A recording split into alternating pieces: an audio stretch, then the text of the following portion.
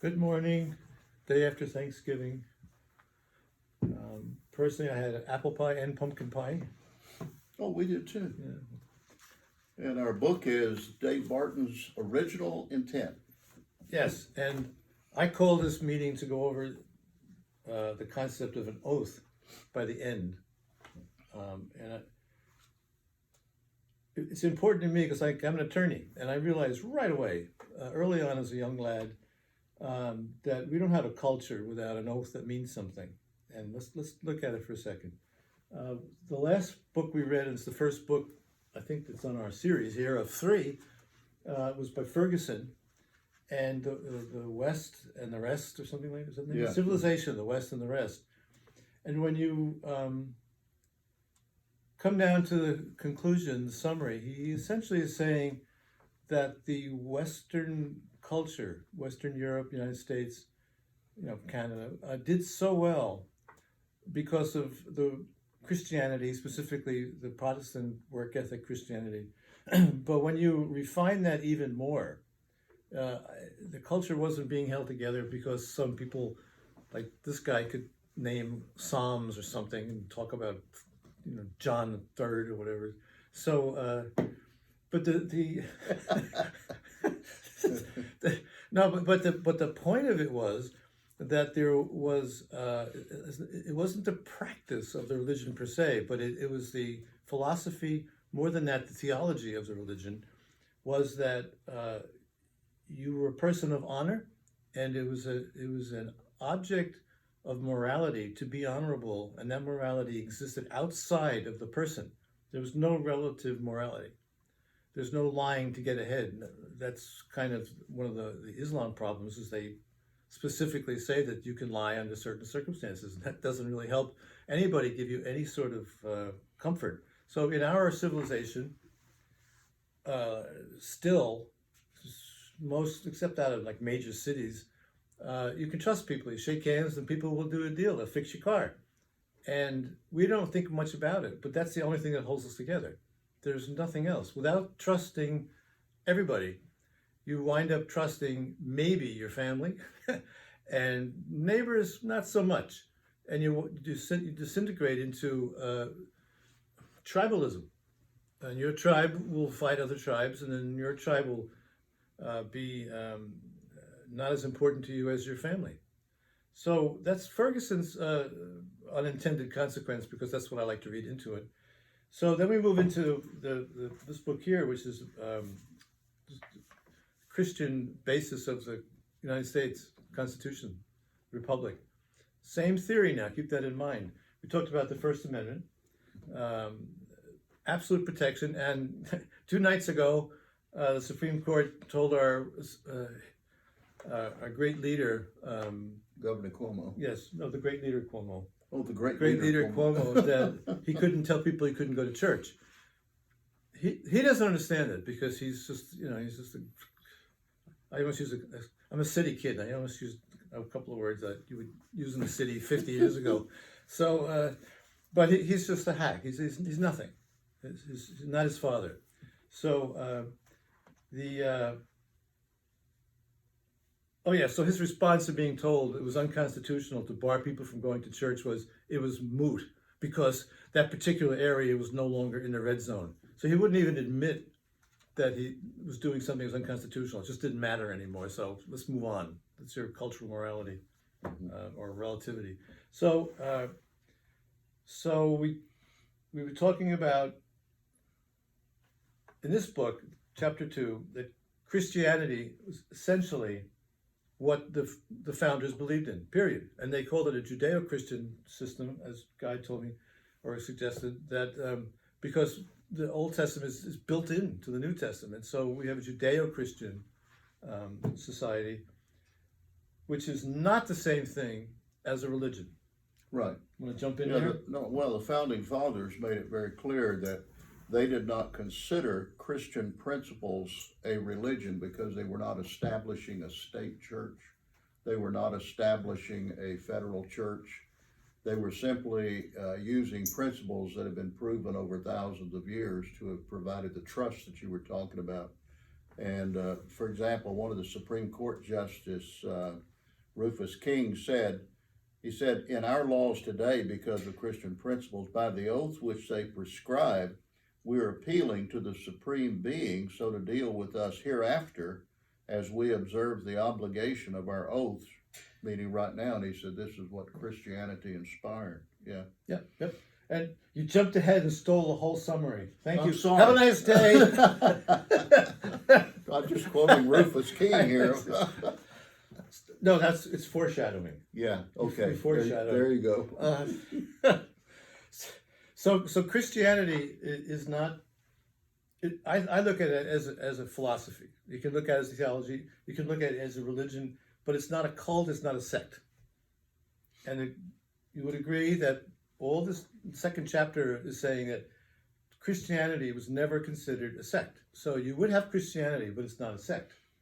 And that probably was implied in Thomas Jefferson's letter to the Danbury, Connecticut Baptists over there when they were concerned about freedom to be Baptist. Yeah. He said that the wall of separation protects you from the federal government. And so he was operating on Christian principles, but he himself was not a member of any sect or group or anything like that. Maybe go on a bit more about that, because that's part of the separation of church and state. That language from that letter. Yeah, that the only time it appears, as you know, it never appears in the Constitution. We studied the Constitution for about 6 months, I think, and one of the things we noticed is that in Jefferson's letter, the separation, when he talked to the Danbury Baptists about it, it had nothing to do with keeping religion out of public view. Matter of fact, one of the things that we find in here when you read about the founders, you and I pointed that out, is they wanted Christianity to remain in the public arena. They wanted it to be the basis for everything. And so when Thomas Jefferson wrote that letter, all he was doing was telling the Baptists they were protected from being told by the federal government what they could or could not do. And one of the things that we find out when we read this section here is that the control of the religious expression in terms of individual groups was in the hands of the state, so that the First Amendment protects the religious beliefs from the federal government. Right. And then the individual state. If you go back, one of the things you and I found in going through this was that the individual states, when they wrote their constitutions, they based it very simply on the federal constitution, so that the freedom of religious expression was not threatened at all. So the separation of church and state was to protect individual religious beliefs from the federal intrusion, not the other way around, as this being done with the Supreme Court today. Yeah, correct. So step one is that Christianity itself was not a sect. Mm-hmm. No No sect was going to be enabled and supported by the federal government. So you move on from there. So what's the point of that? Like I mentioned to Guy that the original New York City, New Amsterdam, had a charter back in the day when Peter Minuet was trying to get money or get trinkets to buy Manhattan, which apparently the Canarsie Indians didn't even own. They conned Minuet. So anyway, back early days, early New York, they had two rules. If you wanted to come to New York, this is Dutch, you had to work hard to believe in one God. We don't care what God it is, but you want to believe in one God. And this may sound quaint to a lot of people, but you have to really profoundly think about what is it they're getting at with the one God, with the Christianity, the philosophy. There's something there, and it's what I'm going to submit is what made us Americans, what the viewers are assuming to be the proper way to be, is because we have a particular code that we'll take a look at. And I love this one here. This is we're on page 40 at the bottom. There's a Governor Samuel Johnson, not the writer. When North Carolina was ratifying the Constitution, he said, "It is apprehended that Jews, Mohammedans, pagans, etc., may be elected to high offices under the government of the United States. Those who are Mohammedans, I apologize if I don't say that right, or any others who are not professors of Christian religion can ever be elected to the office of president or other high office, but in one of two cases. First, the people of America lay aside Christian religion altogether, it may happen. You can see that this is not a cult there's pushing. Should this unfortunately take place, the people will choose men as think they do themselves. Think about that one. So you don't elect people like yourself. So don't point too many fingers at people you voted for. Another case is if a person such description should, notwithstanding their religion, acquire confidence and esteem of the people of America by their good conduct and practice of virtue. And there are several sections here. Justice Goodell from the Supreme Court. What they're saying is, well, all right, we will trust our, what's this phrase? Our most prized rights into the hands of somebody. But who are we going to do that with? Is somebody that we can trust. So that person has to have a moral code. I'll put it this way to you. I was always trying to think of ways to put this across to people. If you had let's just say you go to the bar and you're having beers with guys, and you know somebody for a long time, and he's like just laughing about how he is a salesman and he sells cars and how stupid people are, and he gets to say things and they buy the cars. Are you going to go to him to buy a car? Just common sense. Trust is what makes the contract work. So, anything else? You want to add something? I'm just rambling here now. No, I think that's the basis, and eventually you'll get to taking an oath and everything like that, what that means. But the key is that the Constitution is based on Christian principles, and whenever you establish laws, in order for those laws to be effective, listen to what the House Judiciary Committee declared in early America. It says, laws will not have permanence or power without the sanction of religious sentiment, without a firm belief that there is power above us that will reward our virtues and punish our vices. In other words, the religious system that came with Christian principles was that what we do here on earth, we're going to face in eternity. A person who is evil here is going to face the consequences. A person who lies here is going to face the consequences. A person who is truthful and trustworthy will face different consequences. And the founding fathers actually believed that. And when you get into discussing the oath, you can quote Daniel Webster at the bottom of page 43 on that one. Okay. I'm going to quote myself first. I mentioned quote yourself. A couple of days ago, I told the story of when I was a very, very young lawyer, although I spent a few years teaching before I went to into law school. One of the first times I appeared in a big court in Nassau County, on Long Island, and it was Supreme Court, and I think it was with voir dire, and I was talking to the jury, and I didn't know that I was so far out the mainstream, because I had gone to St. John's, BA, MA, JD. So as worldly as I'd like to be, it affects you, So and I said to them, I said, ladies and gentlemen, you're going to have people testifying here. They're going to take an oath. And you know what an oath is? An oath is the calling down of God, look upon you, that you're telling the truth, and your soul is at stake. That's it. Objection, mistrial. They said, you can't do that. I was like, what? I can't do that. I defined the word. No, not in America anymore.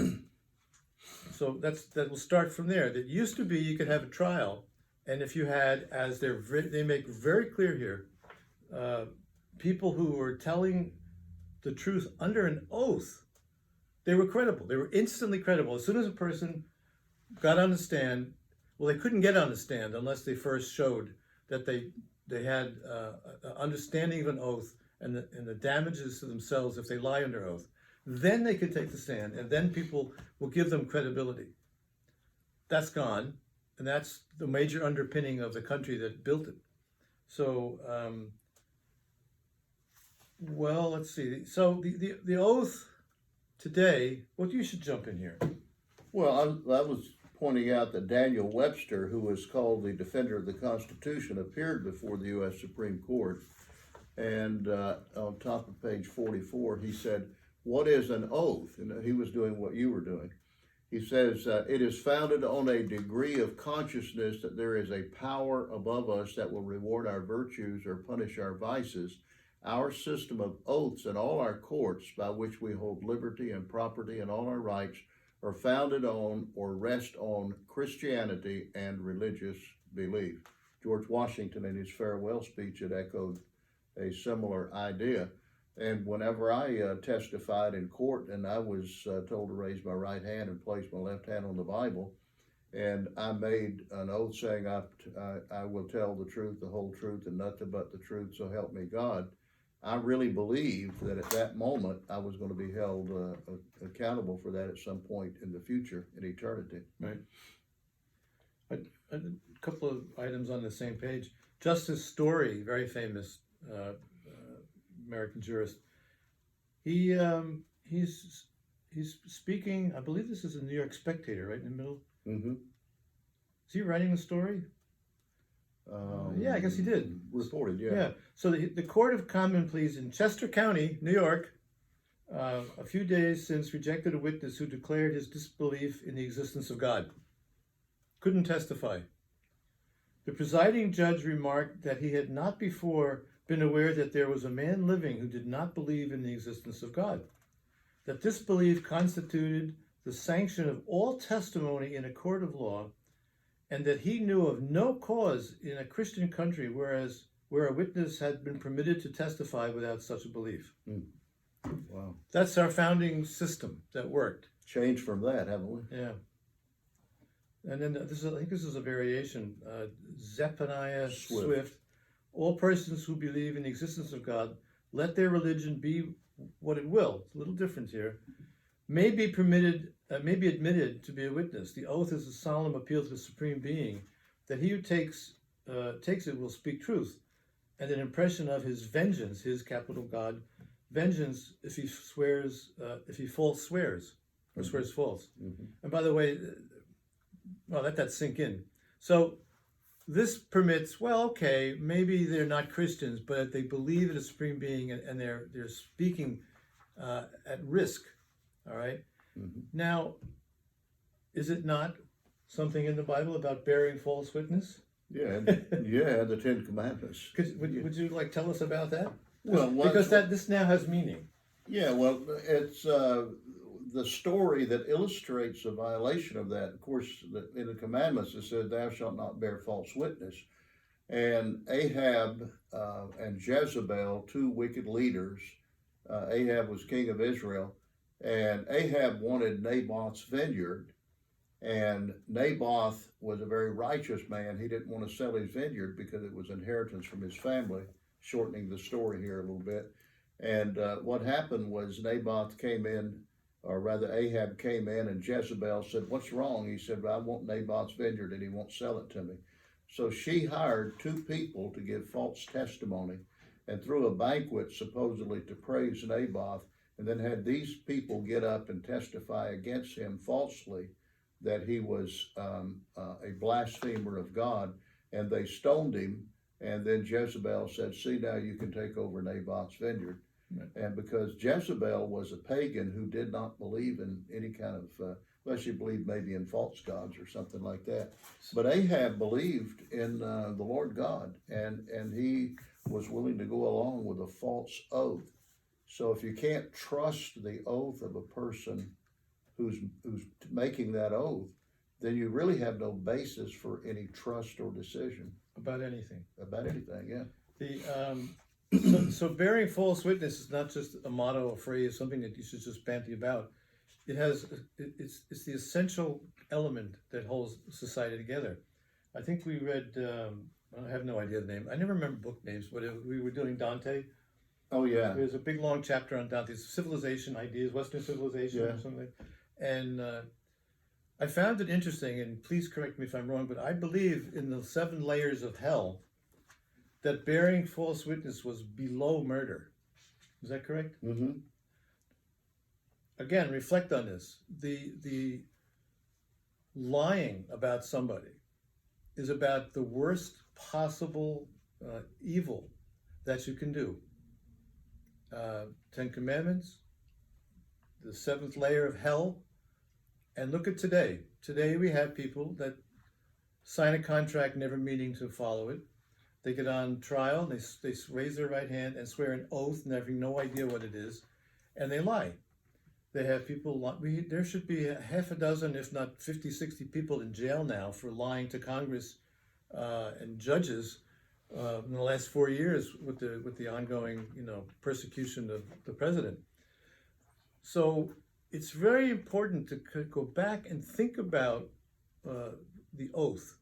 And what we mentioned the other day was we were talking about the separation of church and state, keeping religion out of things. So now that we've gone over the idea of what an oath is, the oath presupposes the existence of a God. Therefore, if you're taking an oath to serve as a government official, that is presupposing that there's an existence of a God. Mm-hmm. I'm sorry, if you don't like it, then write your own dictionary and your own history. And then people are doing that. But that is what it meant. And it's what it would mean to me. So we have people who are swearing an oath of office. We got Congress people from California who lie through their teeth. And they've sworn an oath under the witness of God that they would defend and protect the United States Constitution, and they have no interest in that at all. And if you disagree with me, find somebody else that fits your model. People say whatever they want. It's a joke. The Justice Department they'll go after you or me or him for violating an oath if we say something on like a side of paper wrong. But they won't touch FBI agent. Mm. So one of the things that I think you and I talked about the other day too is, and we just mentioned it earlier, Christianity is looked at by the Founding Fathers as a set of principles rather than as the establishment of a religious sect. And because of that, they required early, for example, on page 46 of your text there, George Read and Richard Bassett were signers of the Constitution. And when they drafted the Delaware Constitution, this was included in it. It said, every person who shall be chosen a member of either house or appointed to any office or place of trust shall make and subscribe the following declaration, to wit, I, and then state his name, do profess faith in God the Father and in Jesus Christ, his only Son, and the Holy Ghost, one God, blessed forever.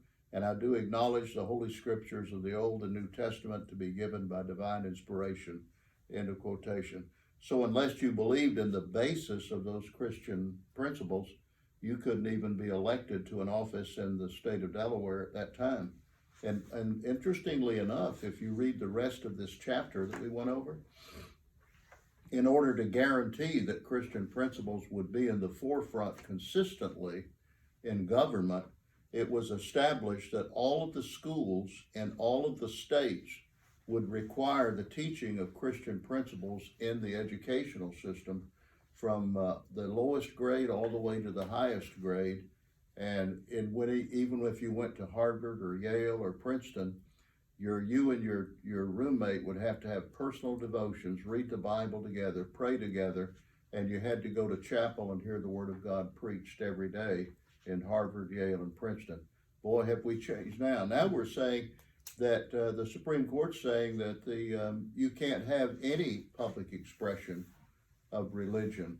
You can't have that at all. But the Founding Fathers wanted Christian principles to be constantly in the forefront and required the educational system to do that.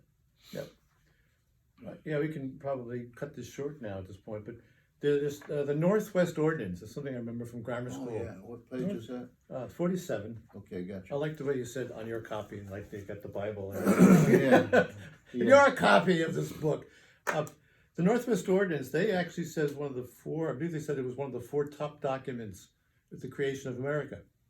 And we won't go into the history of it. However, there's a quote from Article 3 of the Ordinance. Is the only section to address either religion or public education.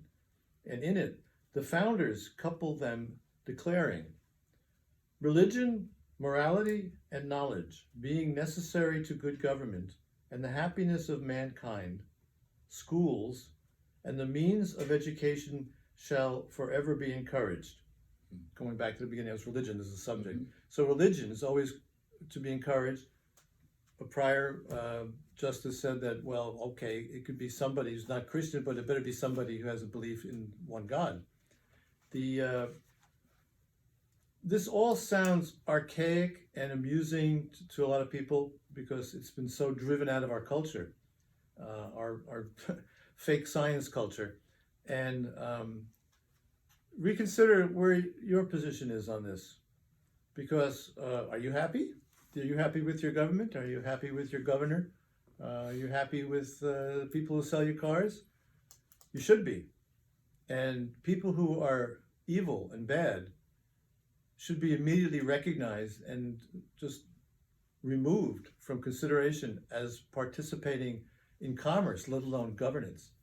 So if you want, are you going to let your child, a young child, be supervised by somebody who's a known criminal, alcoholic, drug user, and say, well, that's okay, I don't want to have any bad immoral feelings about him? Or are you going to be smart and take care of your family and make sure they're being cared for by somebody who cares in the same way you do, in the same principles you have? So if you vote for somebody who's just going to give you more, they're going to give you a free television or something, have a nice day.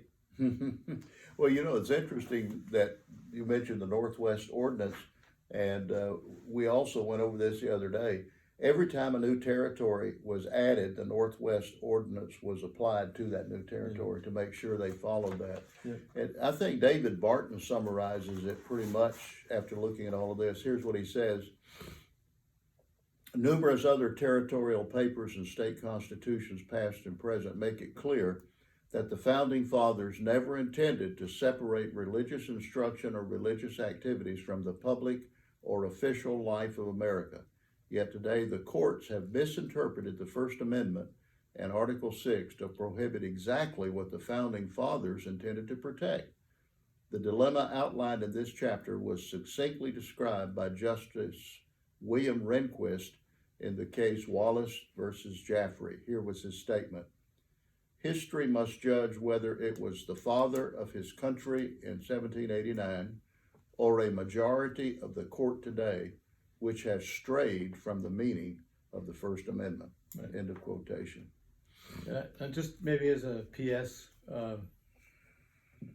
consider our military in the United States is held in high regard by everybody, really, except, the subversive left.